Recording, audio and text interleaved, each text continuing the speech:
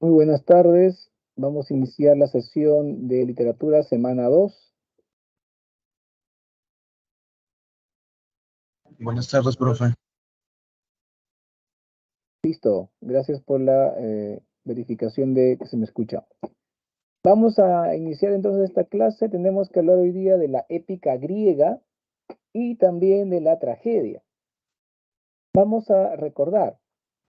En primer lugar, la épica griega corresponde al periodo denominado periodo jónico o arcaico de la literatura griega. Este periodo transcurre desde el siglo IX hasta el siglo VI antes de Cristo.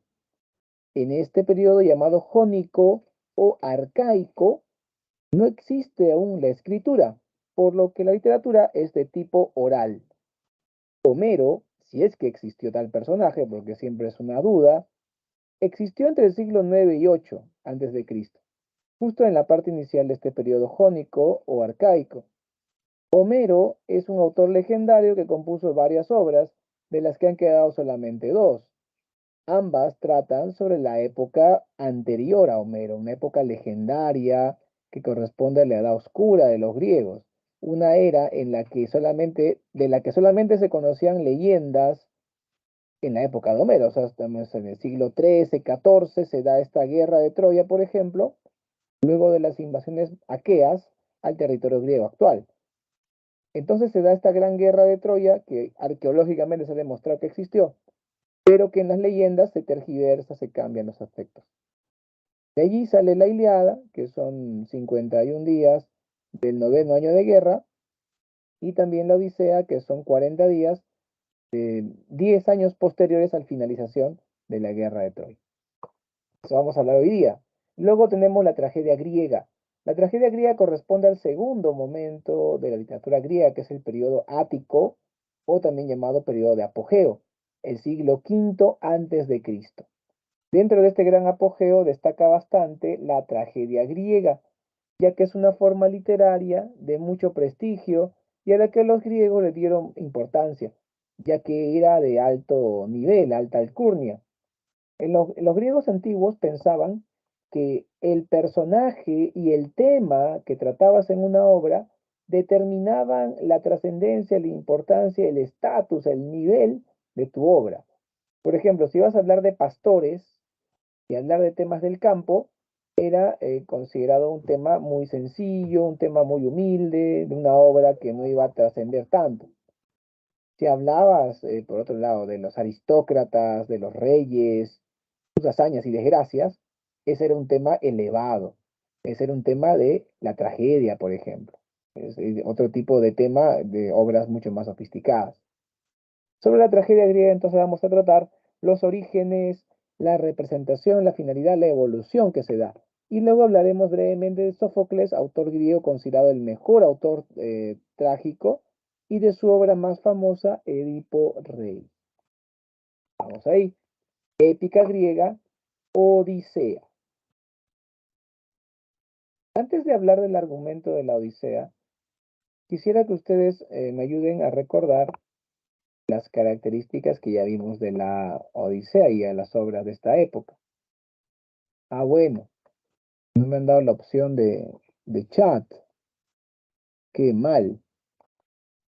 Así no se puede hacer interactuar al alumno. No sé si la tutor o el tutor Amelia Vargas, no sé si me puede activar el chat para que los alumnos puedan participar o no, no hay opción en esta sala, no estoy seguro.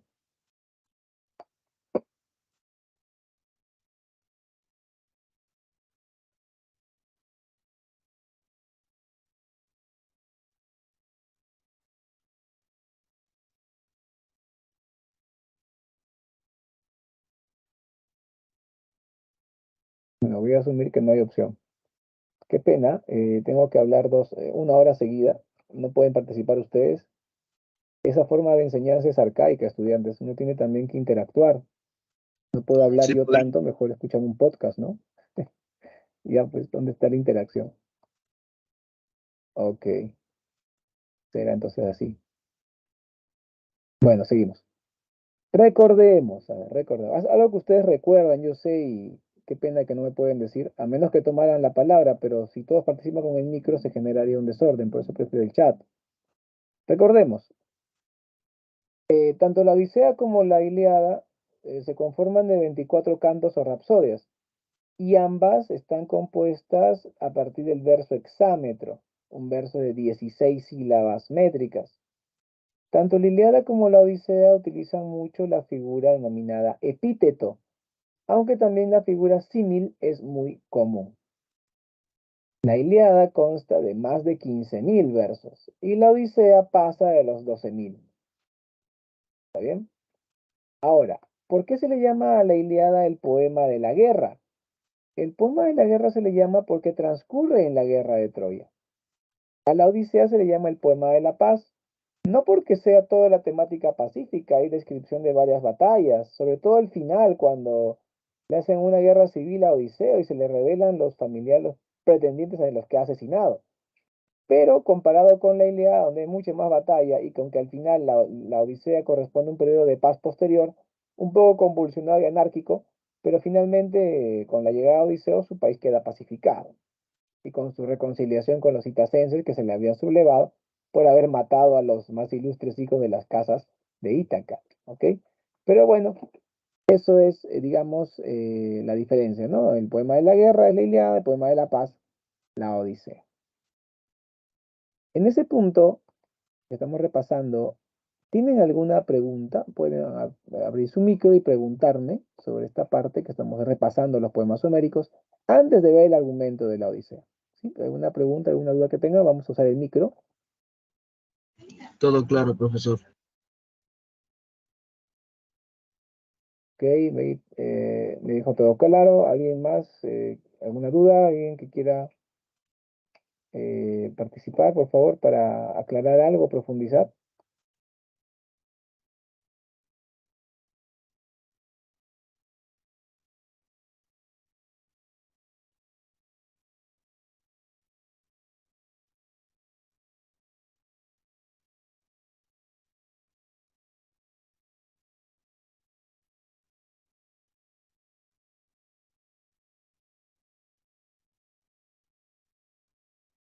Ok, tenemos ahí nuestro repaso. Rasgos formales, género épico, especie epopeya, consta de 24 cantos o rapsodias y está compuesto en versos hexámetros. Ya lo hemos dicho, ¿no es cierto? Cantos o rapsodias. Los cantos o rapsodias son equivalentes a capítulos, ¿ok? Recuerda que esta obra se compuso originalmente en verso y era oralmente reproducida. Así que esta estructura que tiene que ver bastante con esa oralidad.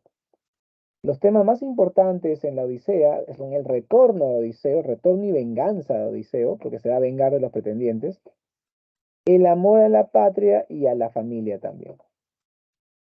En la imagen vemos dos momentos famosos, ¿no? Uno es cuando está escapando de la isla de los cíclopes y el cíclope Polifemo le lanza piedras. Recordemos que ese cíclope malvado se había comido a 4 hombres de Odiseo, antes de ser derrotado por él, dejándolo ciego. Pero así ciego y todo, tiraba las piedras en dirección a las voces de Odiseo, que se burlaban de él ante su derrota. Por suerte, ninguna de las piedras le dio al barco.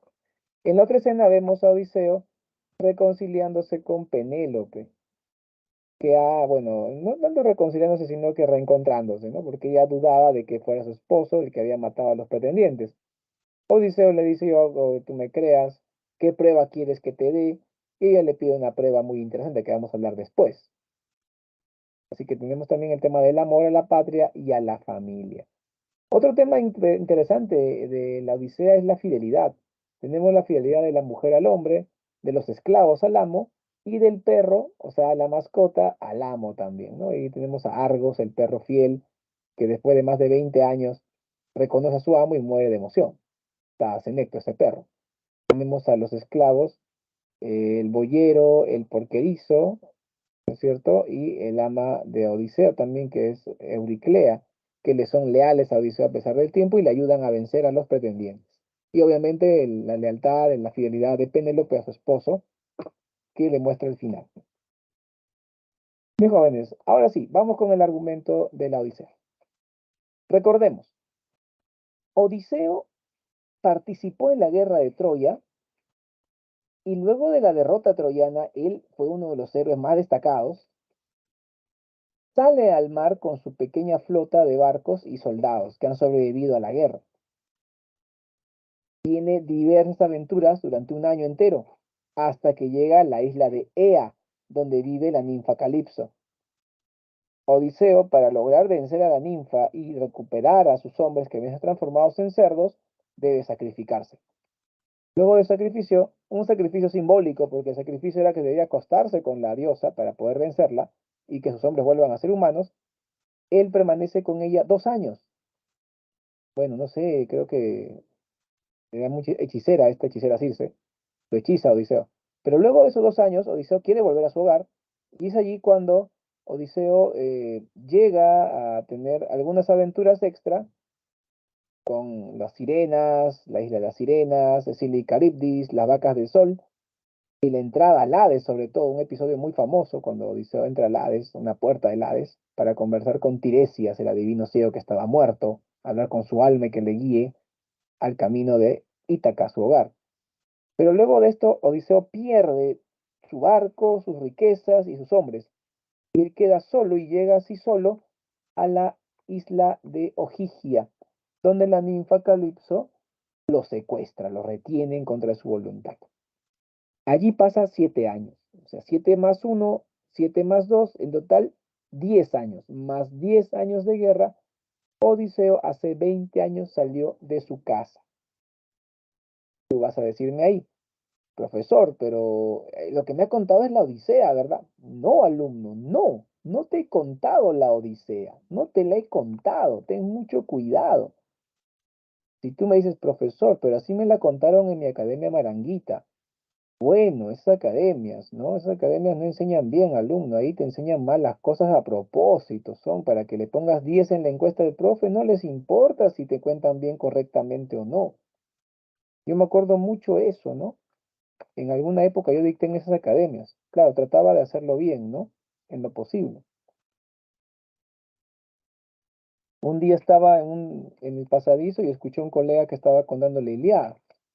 Y en eso dice, y Aquiles lo mata a Héctor, y luego Aquiles muere en la puerta de Troya, y luego los aqueos entran con el caballo de madera y queman Troya, y arre Troya. Y los chivolos, ¡eh! Y salía aplaudido el profesor, literal. Era un gran orador, mejor que Alan García. Y yo cuando salía yo le decía, oye, pero ¿por qué le dices que queman Troya, que muere Aquiles? Eso no está en la Ilíada. Y él me dice, igual no van a ingresar. Así. O sea, qué terrible. ¿Cómo van a decir eso los profesores a sus alumnos? Me parece atroz. Entonces tengan mucho cuidado, chicos, con los materiales de academia, con los que te han narrado profesores que no son de la pre, o debes dudar siempre. La duda metódica, chicos. Estudio en la pre, luego existo, ¿ok? A ver, yo no te he contado la Odisea. No te he puesto en contexto para que entiendas la Odisea. Eso es lo que he hecho, ¿ok? Entonces, la Odisea comienza con una reunión de los dioses en el Olimpo. Con eso empieza, ¿está bien? Ahí empiezan los 40 días que dura la acción de la Odisea. Hay una reunión de los dioses en el Olimpo. La diosa Atenea los ha invocado. Todos están sentaditos comiendo su triplecito con su pulpo. Y en eso Zeus, que está en su trono, le dice a Atenea, hija, está linda la reunión, pero dime, ¿para qué nos has convocado? ¿Qué tema tan importante hay que hablar entre nosotros? Y Atenea dice, Padre, dioses todos aquí, ¿por qué permiten que Odiseo sufra tanto? ¿Qué les ha hecho Odiseo a ustedes para permitir que esté 7 años retenido por la ninfa Calipso y no pueda salir de allí y volver a su hogar, que es lo que más anhela? Entonces, los dioses se sienten un poco mal porque dicen, no, bueno, Odiseo sí, yo lo admiro, sí, Odiseo es lo máximo, sí, Odiseo es un crédito para los humanos, qué hombre tan inteligente, ¿no? Y Zeus toma la palabra. Hija, aquí todos lo admiramos, Odiseo. Es un mortal digno de admiración, pero nadie lo odia. El problema, bueno, aquí nadie lo odia, pero el problema es que tu tío Poseidón, el dios del mar, sabes que lo detesta, desde que dejó ciego al cíclope Polifemo, su hijo. Así que él es el que no permite que él vuelva. Atenea les dice, no se preocupen, justamente mi tío Poseidón está en este momento distraído en una hecatombe de bueyes, ya que los etíopes, o sea, los africanos, le ofrecen 50 toros de hecatombe. Así que él va a demorar varios días en regresar. Hasta eso podemos hacer que Odiseo salga de la isla de Ojigia. Zeus está de acuerdo. Envía a Hermes a la isla de Ojigia para que le indique a la ninfa la orden de Zeus. Debe permitir que Odiseo salga. Atenea, por su lado, se va a la isla de Ítaca, al hogar de Odiseo, y le va a servir de guía, de mentor, de ahí, bueno, un anciano llamado mentor, ¿ok? De ahí viene el nombre de mentor, aquel que te ayuda, aquel que te aconseja, te orienta sabiamente, es un mentor. Ya, pues este mentor, el original era para Telémaco. Atenea se transforma en un anciano llamado mentor y aconseja a Telémaco salir a buscar a su padre, ya que cuando Odiseo partió a la guerra, Telémaco era un niño, un bebé recién nacido. Han pasado 20 años, Telémaco ya es un joven. Va a buscar noticias de su padre en Pilos, ¿no es cierto? En Pilos con el anciano rey Néstor, ahí se ve la escena conversando con Néstor, y también en Esparta conversando con Menelao. Menelao le da noticias, tu padre pronto va a volver, le dice. Con esa noticia alegre, nuestro amigo Telémaco retorna a Ítaca. Hasta esto, Odiseo, por fin, la ninfa le va a ayudar a salir de la isla. La ninfa le dice, no tengo barco, no tengo hombres, pero tengo un hacha que te voy a prestar y acá hay unos árboles gigantes que han crecido en un lado de mi isla. Ahí tú tienes el hacha, tú tienes los árboles, ya verás qué haces. Y a Odiseo tú le vas a decir, ya verás qué haces. Odiseo es muy hábil. En pocos días construyó una balsa con los árboles y con el hacha. La ninfa con pena le entrega comida, le entrega agua potable para varios días. Y Odiseo se fue al mar a buscar una isla donde haya gente que le ayude. Después de varios días en el mar, él a lo lejos vio una isla. Dijo, voy a llegar a ella. Y justo ahí, justo en ese momento, Poseidón volvía de su hecatombe de bueyes que había tenido allá en Etiopía. Y bueno, ¿qué crees que hizo Poseidón? Dímelo tú, estudiante. ¿Qué cosa hizo Poseidón cuando vio a Odiseo a punto de llegar a la isla de los Feacios? ¿Qué crees que hizo Poseidón?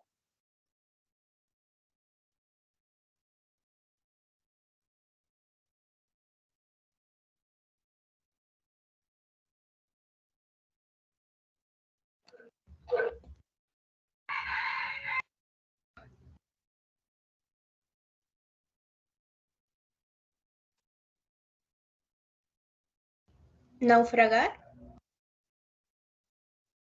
Ok, este, gracias por la participación. Bueno, Poseidón no naufragó. Lo que hizo fue atacar a Odiseo para procurar que naufrague y muera en el mar. Eso fue lo que hizo. Claro, claro.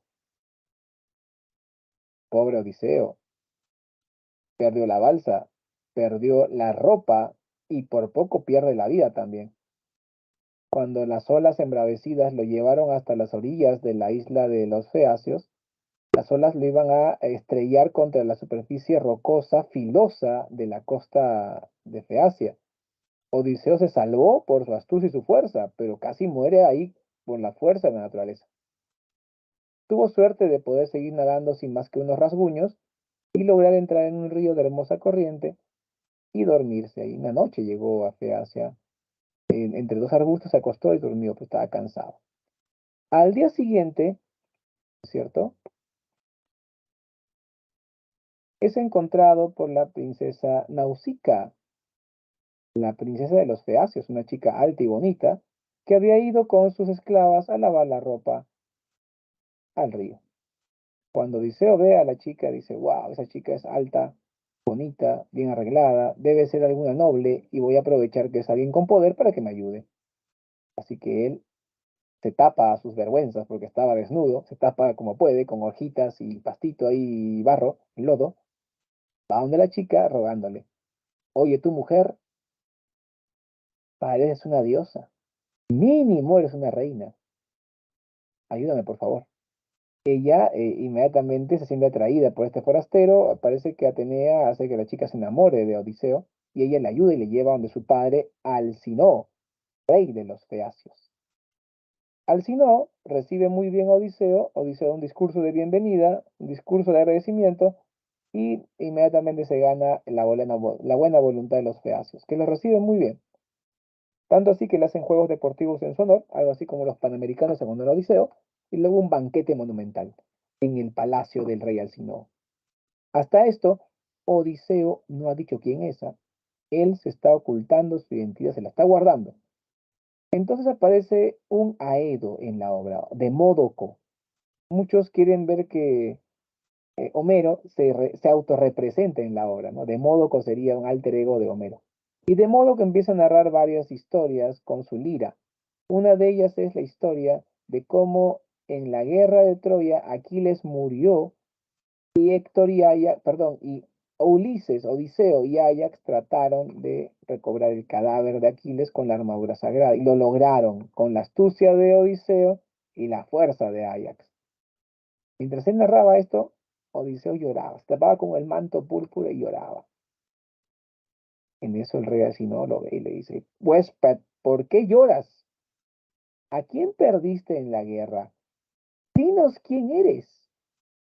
Y Odiseo se para y dice, yo soy Odiseo. Imagínate el gran héroe en tu sala. Hace un momento hablabas de él con admiración y de pronto te enteras que está en tu sala, está ahí junto a ti y a tu costado. Eso es increíble. Ahí es que Odiseo le piden, ¿no? Que narre sus aventuras, cómo llegó hasta ahí. Y del canto 8 al canto 12, Odiseo narra las aventuras. No es que tú las vas a ver en la obra transcurrir, es una narración que hace Odiseo a los feacios. Claro, y también tú puedes leer la narración. Así que yo te recomiendo bastante prestar atención a este detalle y leerte la Odisea del canto 8 al canto 12, pues chicos, no desperdicien tan buena obra. ¿Listo? Es la parte del relato de aventuras. Con el cíclope Polifemo, con la hechicera Circe que transforma en cerdo los hombres de Odiseo, con el anciano Tiresias, que es un alma que les da noticias de cómo volver a Ítaca, o la famosa escena con las sirenas. Eso es muy emocionante, estudiante. Cuéntenme, ¿quiénes de ustedes han leído la Odisea? Leer, dije, a no leer un resumen o ver la película, no, nada que ver. ¿Quiénes han leído la Odisea? Aunque sea una parte, no importa que no la has terminado, solamente has leído el relato de aventuras, quién sabe, ¿no? Porque te llamó la atención. Coméntenme, a ver.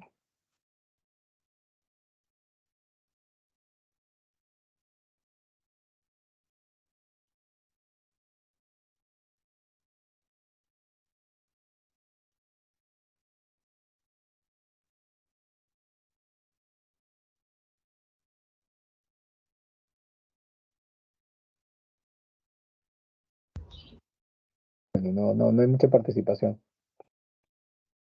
Ok, tal vez nadie la ha leído. Ok, está bien. Los feacios, admirados luego del relato, lo devuelven a su hogar, lo devuelven a Ítaca, pero Odiseo no llega de frente al palacio y dice, wow, ya llegué, esposa, ya estoy aquí. No, él entra de incógnito, ¿no es cierto? Él entra, ¿cómo entra de incógnito, jóvenes? ¿Sabes? ¿Se acuerdan esa parte?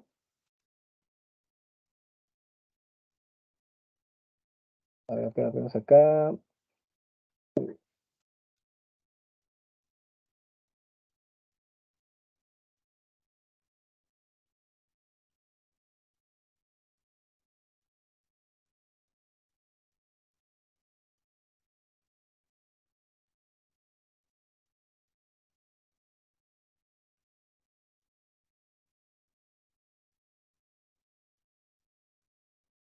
Se disfrazaba de alguien que criaba cerdos.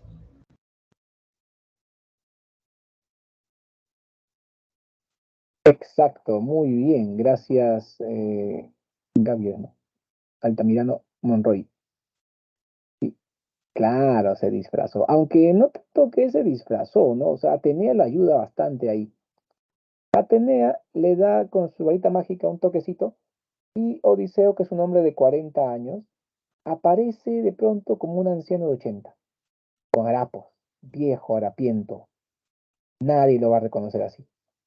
Así disfrazado, llega en primer lugar donde su esclavo el porquerizo, Eumeo, que de joven fue un príncipe de una ciudad-estado y que luego por hacer el destino terminó de esclavo de Odiseo. Es un esclavo oculto, un esclavo noble, muy pero muy apegado a su amo.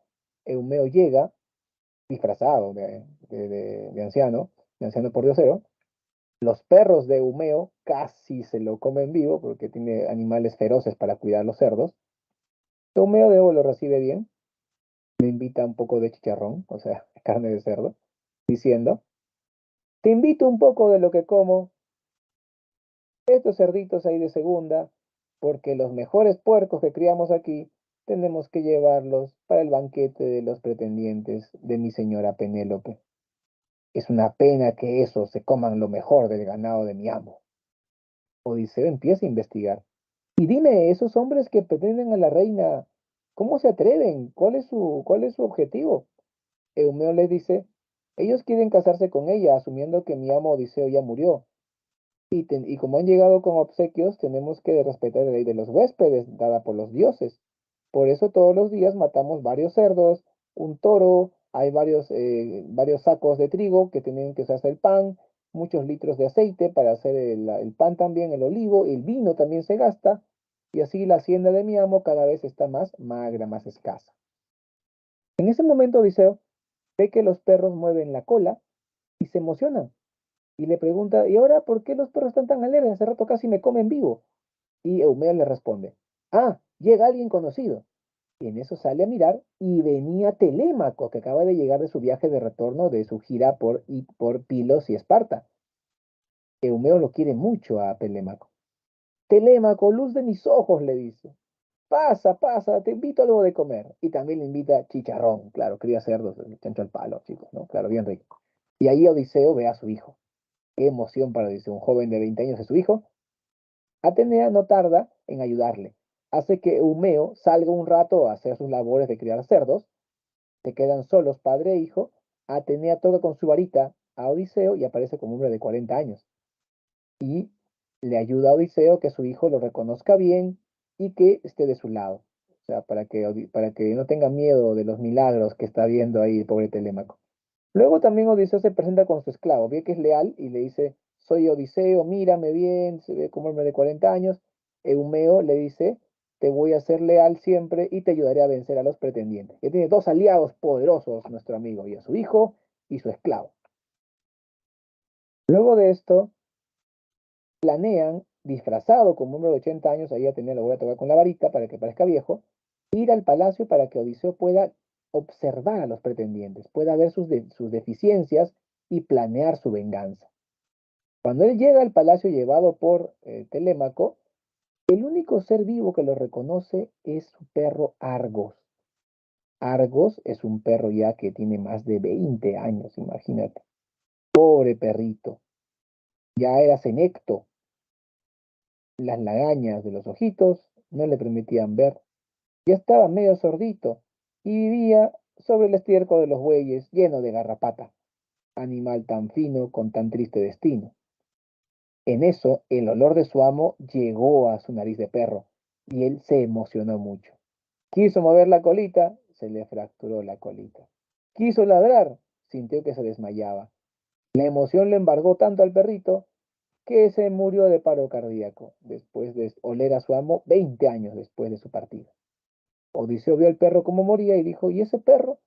Y le explican, ese perro era el perro, Odiseo, perro tan fino, el mejor. Ahora lo tienen descuidado porque no está su amo para que lo cuide. Con mucha pena vio la muerte de su perrito y luego entró a su palacio a tener más pena porque los pretendientes de su esposa eran unos tipos muy mal educados. La mayoría apostaban, jugaban, se emborrachaban con su vino, comían la carne, comían el pan, tomaban el vino y también probaban bueno, también otras frutas que le servían todo de la riqueza de Odiseo el banquete. Y aparte le faltaban el respeto a las esclavas, abusaban de los esclavos. Era muy triste todo esto. Odiseo ve y dice, esta gente es la que tengo que vengarme. Durante el día, Odiseo va captando a cómo son los pretendientes. Luego de esto, en la noche, Telémaco hace una jugada, digamos, para que su madre se encuentre con su padre. Pero claro, Odiseo sigue disfrazado, quiere ver si su esposa todavía le es leal. Telémaco le dice a su madre, mamá, he encontrado un anciano muy sabio para que converses con él, tal vez te ayuda con tus pesares, es un hombre muy sabio. Ella le hace caso a su hijo y conversa con él en la noche. En la conversación, Odiseo se da cuenta de que su esposa todavía lo quiere y ella espera que él vuela porque tiene la fe de que va a volver, pero ella ya está desesperada, ya que le han encontrado destejiendo la tela que ella tejía. Decía, el día que termine de tejer esta tela, que va a ser el sudario para la muerte de mi suegro Laertes, el padre de Odiseo que está aún con vida, que es un anciano, el último servicio que le haré a mi esposo será hacerle el sudario a su padre. O sea, cuando muere el viejito, le tiene una tela fina que le va a cubrir el cadáver, es su sudario.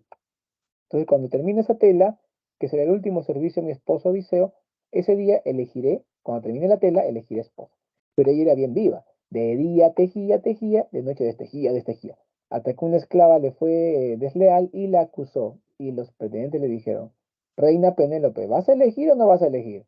Y le pusieron ultimátum. Justo y llega Odiseo, ¿verdad?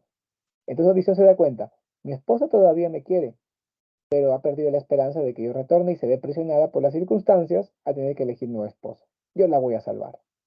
Lo último en esta noche es que Penélope le dice al anciano, que es Odiseo, te va a lavar los pies una anciana esclava acá del palacio, llamada Euriclea. Entonces Euriclea dice, yo te voy a lavar los pies, huésped, para que te sientas a gusto aquí en la casa de Penélope. Cuando está lavándole los pies, de pronto Euriclea se queda muda y está a punto luego de lanzar un grito, porque reconoce una cicatriz que tiene Odiseo en la pierna, producto de un ataque de jabalí que le dejó en la pierna una cicatriz en forma de cruz. Ella reconoce la cicatriz y está a punto de gritar de emoción, y Odiseo le tapa la boca a su ama, a su antigua ama de infancia, y le dice, ama, cuando yo era un bebé recién nacido, tú me diste de lactar, ayudando a mi madre en la labor de lactar. Tú me diste la vida con tus pechos, ama. Ahora no me quites la vida con tu boca. Silencio, guarda silencio. Mañana nos vamos a vengar a los pretendientes. Y la anciana comenzó a llorar, porque había retornado su señor y estaba muy feliz, y también por todo lo que había sufrido, y que le prometía a él que le iba a liberar al día siguiente. Él le dio instrucciones muy precisas, le dijo, Penélope me ha dicho que va a hacer la prueba del arco.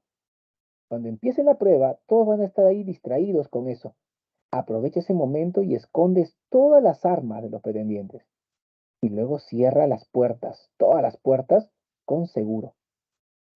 Cuando tú y los demás esclavos escuchen que hay pelea, que nadie se asome. Esa va a ser la manera como voy a acabar con ellos. Así que ya tiene un aliado más. También el boyero, el que criaba sus vacas y toros, le va a ayudar. Tiene, miren, el boyero, el porquerizo, tiene a Auriclea, su ama, que le es leal, y también tiene a su hijo, tiene apoyo, tiene con quién ayudarse. Odiseo llega al día siguiente y Penélope baja con el arco y las flechas de Odiseo, diciendo, mi esposo Odiseo tensaba el arco como jugando, armaba el arco, que es una hazaña muy difícil que requiere fuerza y precisión, y luego de hacer tanta fuerza, él apuntaba la flecha y pasaba la flecha por 12 anillos, los segures de las hachas. ¿Quién de ustedes puede hacer eso también? Aquel que lo logre será mi nuevo esposo. Ninguno de los pretendientes pudo armar el arco siquiera. Eran hombres, la mayoría de batalla, gente entrenada, pero ninguno podía igualar a Odiseo en sus habilidades y fuerza.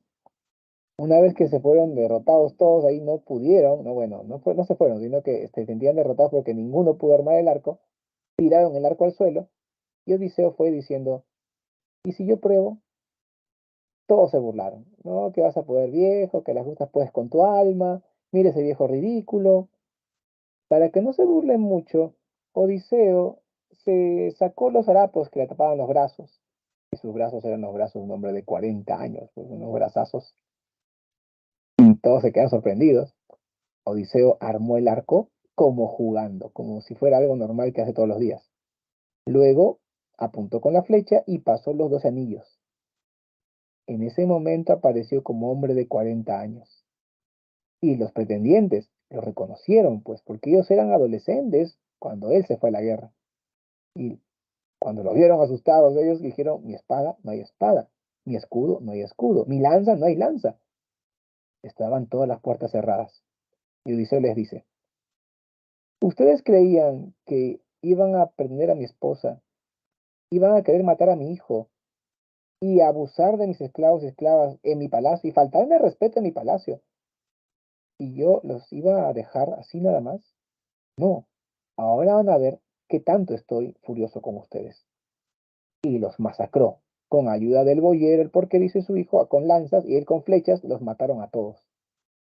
Luego viene Penélope, se da el reencuentro, y como te comenté, luego de esto, vienen los familiares, los pretendientes a buscar venganza. Odiseo quiere pelear con ellos, pero Zeus no quiere que haya más sangre, así que los obliga a hacer las paces.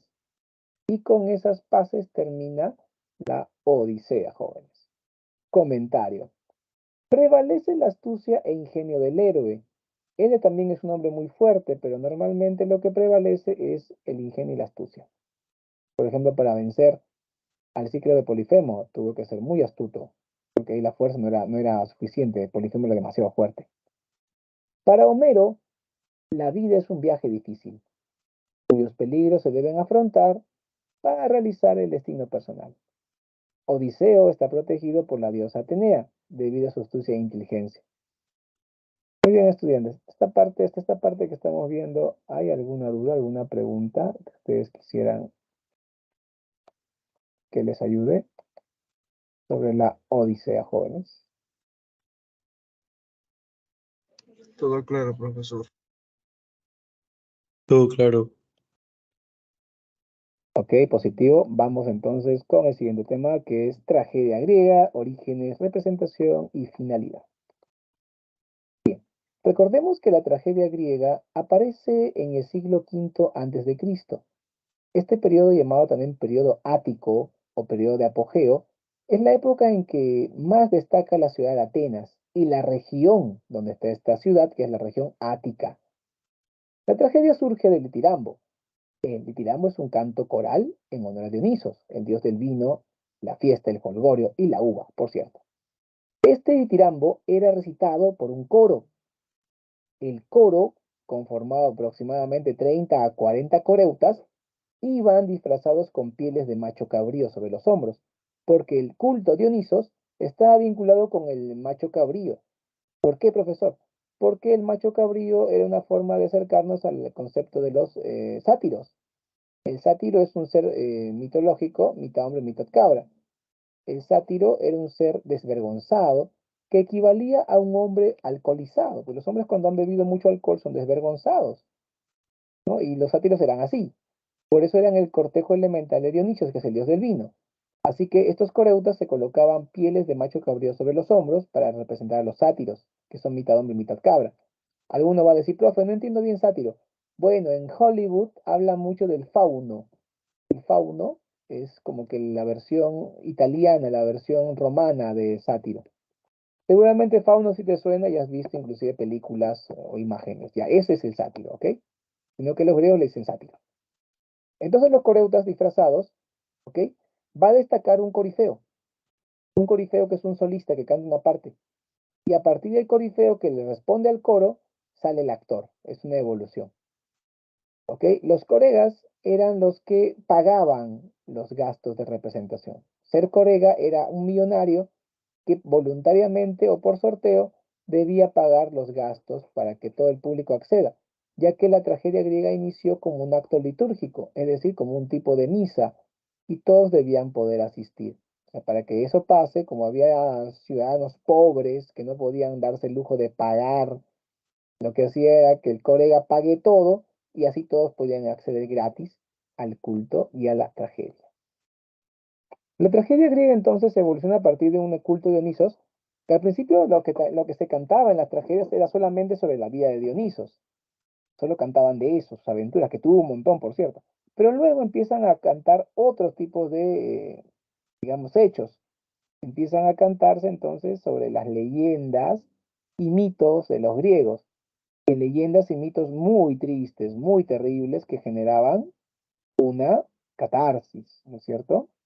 La catarsis es la finalidad de la tragedia, quiere decir la purificación mediante el terror y el miedo. Como este era un tipo de misa, no se representaba escenas violentas delante del público, ¿no? Y aparte, como era un culto masculino, no había sacerdotisas, todos eran sacerdotes masculinos, no, las mujeres no podían participar. Profe, eran machistas los griegos. Claro que eran machistas, pero en sí el tema de que la mujer no pudiese actuar era porque el culto era un culto masculino, no podía haber mujeres. Profe, pero si había un personaje femenino, bueno, había un hombre que hacía voz de mujer. Sí, hay muchos personajes famosos de la televisión que lo hacen muy bien, ¿no? Así que eso es. Y no te sientas mal, alumna, el culto a Apolo, por ejemplo, el culto a Apolo, sí había chicas, estaba la pitonisa, por ejemplo, había sacerdotisas. Así que es casual que justo Dionisos no tenía culto femenino, solamente masculino. Pero igual, las chicas podían ir a ver el teatro siempre y cuando fueran esposas de hombres importantes, dignatarios, ¿no? Porque las mujeres del hombre común no iban a espectáculos públicos, permanecían en la casa. Los griegos pensaban así, de manera muy machista. El hombre en la calle, la mujer en la casa. Bien, tragedia griega, finalidad y tarea de la catarsis.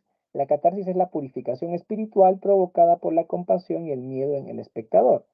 Para lograr la catarsis tenía que ser una historia muy terrible y manejar muy bien el suspenso y la sorpresa. De ese modo se generaba un efecto en el espectador. ¿Sí? La purificación de las pasiones humanas mediante la emoción estética. Bien, vamos a hablar ahora brevemente de Sófocles y su obra más famosa, Edipo Rey. Sófocles fue un dramaturgo que vivió entre el 495 y el 406. Vivió justo en el siglo V a.C. Incrementó a más de dos el número de actores, porque Esquilo, su maestro y antecesor, había indicado que debían ser dos actores en escena. Sófocles indicó que sean tres, y eso incrementó el diálogo. Con él había más diálogo y el coro participaba menos. También profundizó en la psicología y motivaciones de los héroes. Por ejemplo, en Edipo Rey, desde que tú empiezas a leer la obra hasta que acaba la historia, que transcurre en una tarde todo, eh, vemos que el personaje va cambiando, ¿no? Al principio es muy seguro de sí mismo, al final está temblando prácticamente y está siendo extremadamente dudoso. Se estresa Edipo ahí, se nota un ser humano tras las líneas, así que eso es la humanización, el aspecto psicológico del personaje. Y también Sófocles cultivó la obra individual, porque su antecesor, Esquilo, hacía las obras de tres en tres, ¿está bien? Y Esquilo lo hacía así, pero Sófocles va a hacerla individual.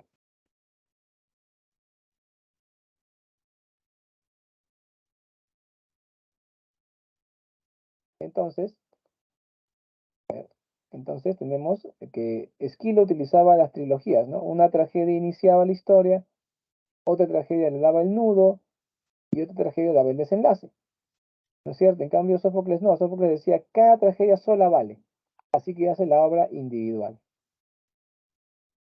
Bien, recordemos el argumento de Edipo Rey. Recuerda, Edipo Rey transcurre en una tarde. Es una tarde, alumnos. No estén diciéndome que Edipo mató a su papá en Edipo Rey, que Edipo se casó con su mamá en Edipo Rey. Es un error. Eso no ocurre. Recuerda que la tragedia Edipo Rey transcurre en una tarde. Ahora, la leyenda de Edipo es mucho más amplia. Si somos estrictos, podemos afirmar que la leyenda de Edipo empieza con su abuelo Cadmo, que mató ¿no es cierto?, la serpiente de Ares para fundar Tebas. O sea, imagínate, desde ahí podemos hablar del origen de Edipo y su familia. Así que es un error que confundas la leyenda de Edipo o Edipoida con la obra Edipo Rey. Es un error que no debes cometer. Claro. Listo. Entonces, todo transcurre en una tarde, jóvenes. Una tarde terrible en la que Edipo descubre la verdad. Veamos el argumento. Los tébanos, que son los coreutas que llegan, ¿no es cierto? Se paran en la orquesta, que es la parte donde le corresponde estar a los coreutas, representan a los tébanos, ¿no es cierto? Los tébanos piden a Edipo que los libere de la peste. Se paran frente al frontis, el del palacio. La peste consiste en la peste de la infertilidad. Ni los mares, ni los campos, ni los animales, ni las mujeres tienen producción. No hay hijos, no hay cultivos, no hay peces, no hay animales. O sea que todo está que se muere y no hay embarazos, no hay nacimientos. Es la peste y la infertilidad. El oráculo revela, el oráculo de Apolo, revela la causa de la peste. Esto lo trae Creonte, el cuñado de Edipo, trae la noticia de que el oráculo ha revelado que toda esta peste es porque el que mató a Layo, al anterior rey, no ha sido castigado. Y por eso los dioses están muy molestos. Y Apolo le manda a Edipo, por medio del oráculo que Creonte consultó, que Edipo debe solucionar el caso. Edipo dice, por supuesto que lo voy a solucionar. Ahora mismo voy a investigar quién me mató a Layo y una vez que le encontremos a ese, lo vamos a castigar y lo vamos a desterrar. Como le consulta al único sobreviviente de la masacre en la que murió Layo, a un soldado, le consulta sobre la muerte y no le queda claro las cosas, prefiere llamar al adivino Tiresias. Tiresias es un hombre increíble porque él puede ver todo el pasado, todo el futuro, todo el presente, todo lo puede ver este viejo, menos delante suyo, porque es ciego. Pero todo el resto puede ver, ¿ok? Sí. Así que llega Tiresias y Edipo le pregunta, bueno, Tiresias, ¿tú sabes por qué te llamé de una vez? Y Tiresias, por supuesto que sé por qué me has llamado. Y también sé que si te digo lo que quieres saber, es una gran desgracia para todos. Así que no lo voy a hacer. Y Edipo se molesta. ¿Porque a quién quieres encubrir? Terminan peleándose. Y Edipo lo acusa de ocultar la verdad. Y Tiresias dice, por tu bien te oculto la verdad. Y Edipo dice, eres un viejo mentiroso. Y cuando le dicen eso, uff, Tiresias, ¿para qué le dices mentiroso? Se molesta el viejo. Sabes que yo nunca miento y te voy a decir algo que es una gran verdad y tú lo sabes, porque tú has nacido de quien no debías nacer y te has casado con quien no debías casarte. Edipo le dice, ¿de qué te refieres?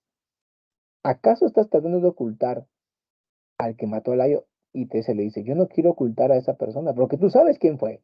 Y Edipo, ¿quiere decir que yo estoy encubriendo al que mató a Layo? Y Teresia le dice, tú lo has dicho, no yo. Y Edipo le dice, viejo mentiroso. Obviamente porque Edipo tiene la sospecha de que él mató a Layo. Sospecha, pero no está seguro. Y Teresa es como que le confirma. También Edipo sospecha que él se ha casado con Yocasta siendo su madre. Pero él dice, pero yo soy hijo de Pólibo y Mero, pero los reyes de Corinto. El oráculo me dijo que me iba a casar con mi madre después de matar a mi padre. Y no he tocado a Pólibo, mi padre, y tampoco me he casado con mi madre. Pero si es que Yocasta es mi madre, y se queda pensando. ¿Ok?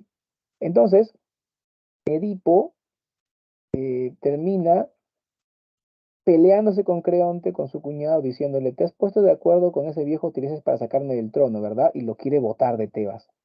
Sale Yocasta y quiere apaciguarlo. Luego de esto llega el mensajero de Corinto.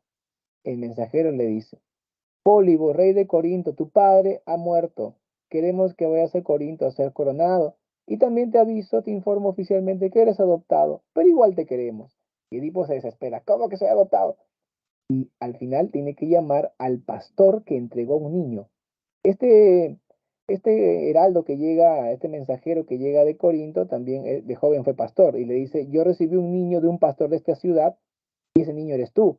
Yo te regalé a los reyes para que te críen porque eran infértiles, y tú eres su hijo por eso. Y Edipo dice, con razón, yo era tan inquieto y hábil, y mi padre era todo lento y tranquilo, y decían que no puede ser su hijo, porque no era su hijo. Se refiere a Pólibo, ¿no es cierto? Entonces Edipo manda a llamar al pastor que regaló al niño, porque ese pastor sabe dónde lo sacó. Después de un largo interrogatorio, el pastor termina diciendo, tú eres hijo de Yocasta y de Layo. Y Edipo había matado a Layo, se había casado con Yocasta, tuvo 4 hijos con su madre. Los varones mayores, Eteocles y Polínice, y las niñas, Ismene y Antígona. Edipo sale sin ojos cuando va a buscar a Yocasta porque ella se había suicidado con sus trenzas de ella misma, su pelo trenzado, y él se saca los ojos y parte al destierro porque él es el culpable de la peste. Así termina terriblemente Edipo Rey, donde el tema central es la limitación humana en controlar el destino. El protagonista es un chivo expiatorio, asume la culpa y libera a Tebas, y su destierro es para que la ciudad se libere. Cuando eres ciego, ya eres sabio, ya has visto tu destino cumplido, solo te queda meditar y ser más sabio cada día. Bien, jóvenes, como siempre ven, se acaba el tiempo, es muy lamentable que solo tengamos 50 minutos. Ahí tienen las claves, y yo me despido dándole las gracias por su atención y participación. Qué pena que no hay chat, pero algún día lo tendremos. Hasta luego y que tengan un buen día de estudio. Chau, chau. Muchas gracias, profesor. Gracias, profesor.